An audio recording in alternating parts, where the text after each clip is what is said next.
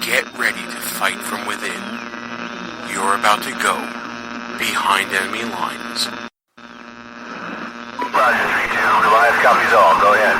Target is surrounded by multiple firms entering what appears to be a residential area. Requesting permission to engage. From the People's Republic of New York City, you're now going behind enemy lines with Gene Baradelli and Russ Gallo.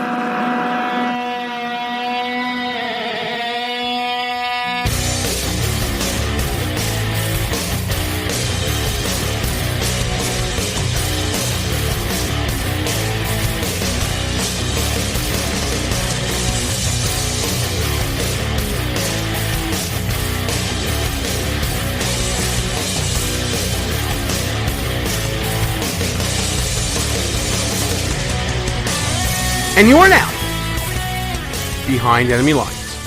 Hey there, how you doing, America? Gene Baradelli here with you. So glad you can join us, whether you're listening at www.behindenemylines.radio.us or if you're tuning in on AM radio, FM radio, internet radio at one of our rebroadcast outlets.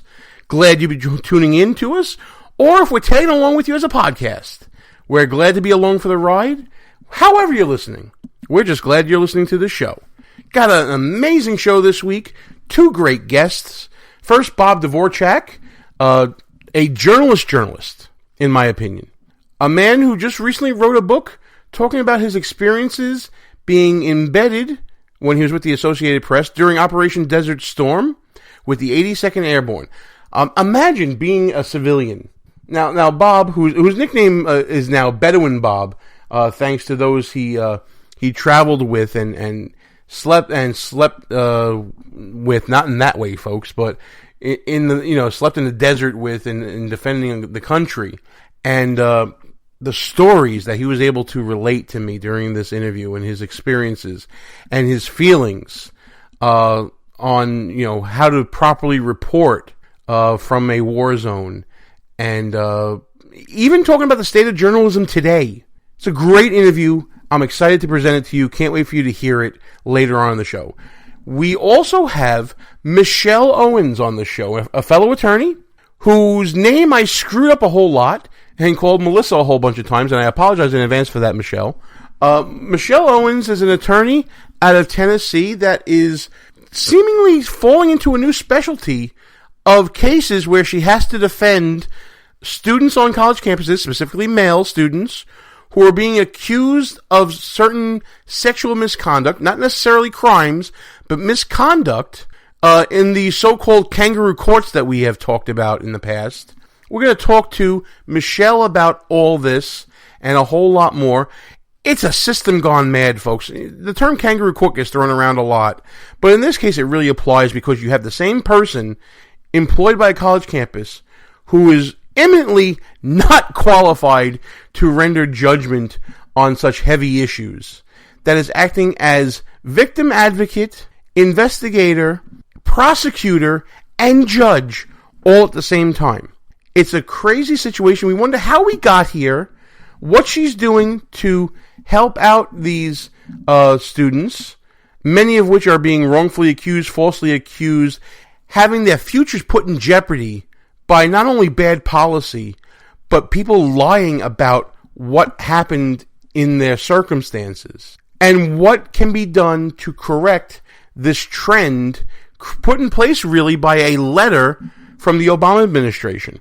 We'll get into that later on as well. But first, before we get to those great interviews, which are coming up later in the show, I want to talk a little bit about this spending bill and this deal reached between Republicans and Democrats, where many conservatives, especially those friends of mine on social media, are claiming is an absolute fraud, sham, defeat, waste of a deal by the Trump administration, by House Republicans, and how it's a win for Democrats because of what gets funded in this bill.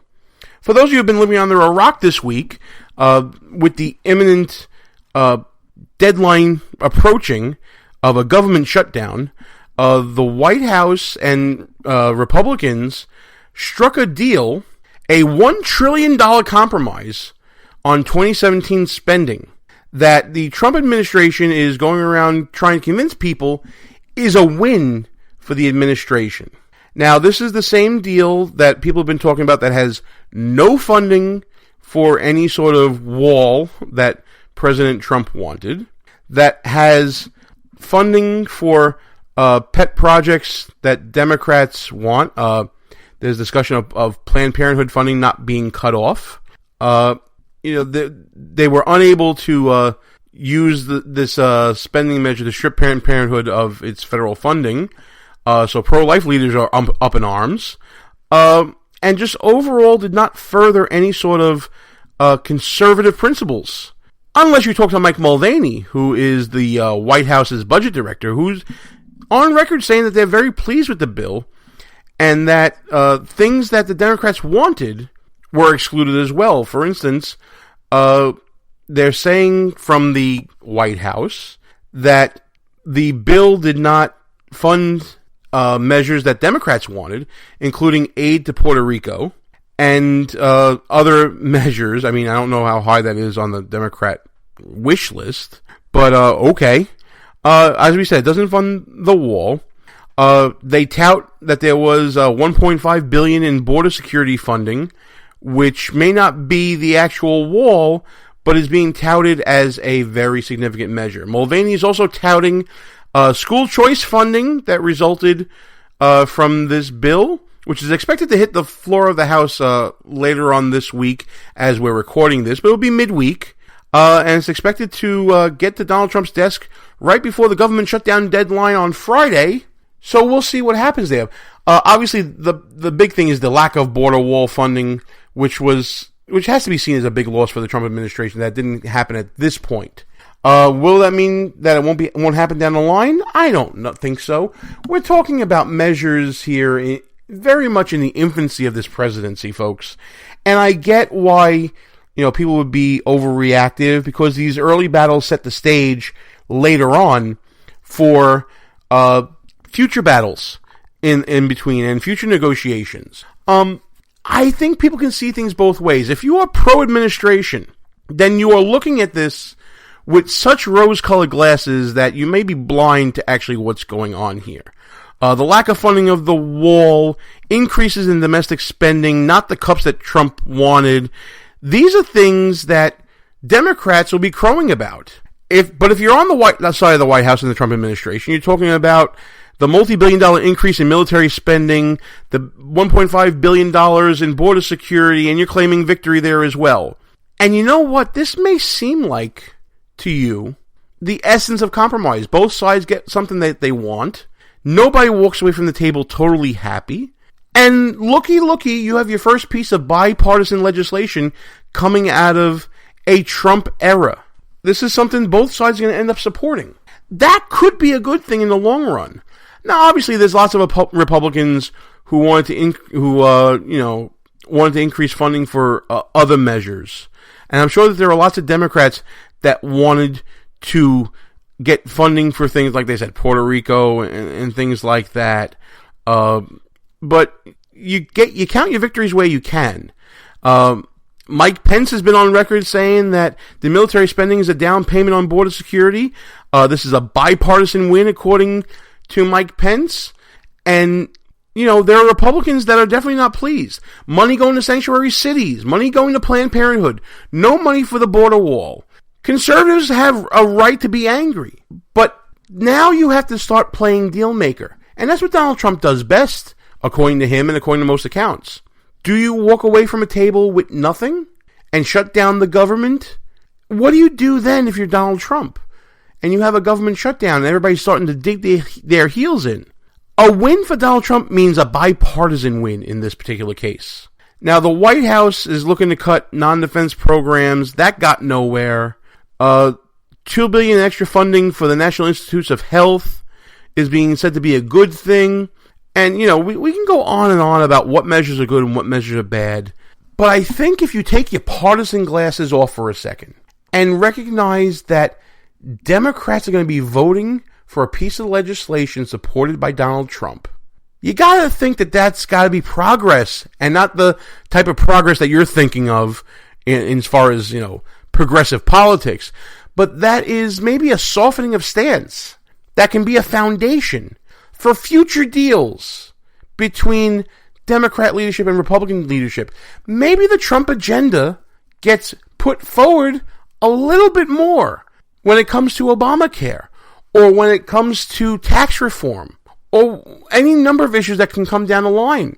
There's going to be bipartisan support for infrastructure deals in the future. This could all be just foundation building. Get what you can now, build the base of trust between negotiating partners, and see what you can get later on. Because we all know the battle here is not a sprint, folks. It's a marathon. That's kind of my take on it.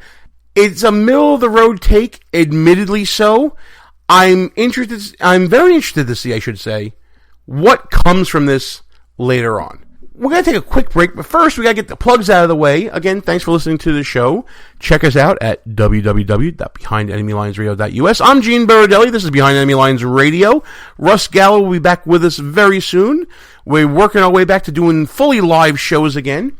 But while you're listening to the show, I want to thank you for listening.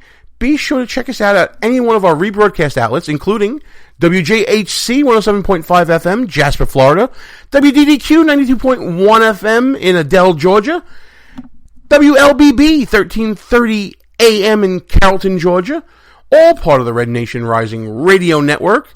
You can also check us out at KLRN Radio, High Plains Talk Radio, and Sackheads Media, ICRN, the Internet's Conservative Radio Network, and Lanterns Radio, one of the great up-and-coming internet radio stations out there. Check them out at lanterns.buzz. But if you miss any of those rebroadcasts, don't worry. Not a problem.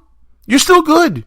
Because you can find the show as a podcast on places where you find better podcasts all over the internet, including iTunes, Spreaker, Stitcher, Podbay, Player FM. You can discover us on Google Play Music, SoundCloud, of course, iTunes, and iHeartRadio. Whole bunch of places you can find us, and I'm sure that there's many more out there that I'm not even thinking of right now. We're going to take our first break of the show, and when we come back, we'll be talking with Bob Dvorchak about his new book, about the time he was embedded as a journalist with the 82nd Airborne during Operation Desert Storm, as well as a discussion of the state of journalism today from a man who knows from which he speaks. Gene Baradelli, Behind Enemy Lines. We'll be back right after these brief words.